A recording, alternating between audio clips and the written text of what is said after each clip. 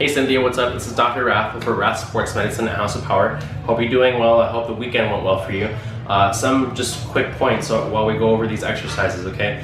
One of the main reasons we want to go through these is to reinforce our core abdominals, okay, and to basically keep us from going into provocative positions that create pain. Okay, pain is generated in the brain, okay? So with that said, if we avoid a provocative posture, we can avoid the stimulus that converts into pain up here.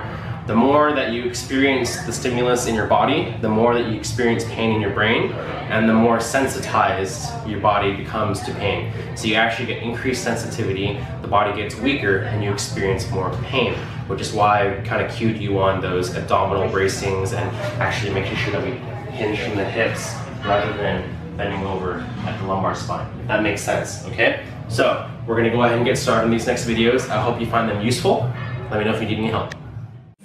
Okay, so first thing we want to do is we want to set a flat back. We don't want to protract or retract too much, so get it nice and even, and then we want to focus on the hips, not too much rotation to one side or another.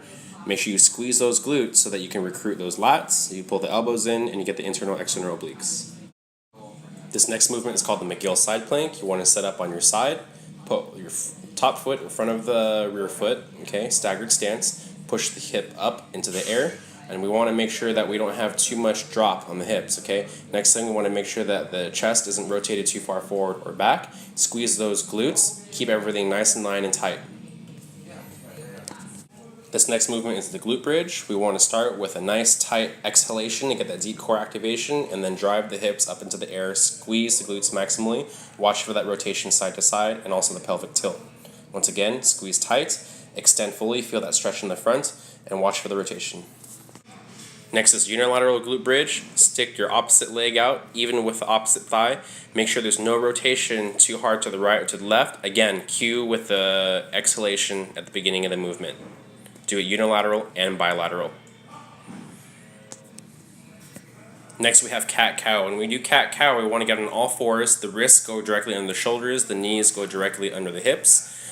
Bring the arch up of the thoracic spine and breathe at the top. Then drop the pelvis, lift the head, let the belly drop, and again breathe at the bottom. You want to make sure you breathe at the top when you get that extra stretch on the thoracic spine, and then breathe at the bottom for the belly at the stomach.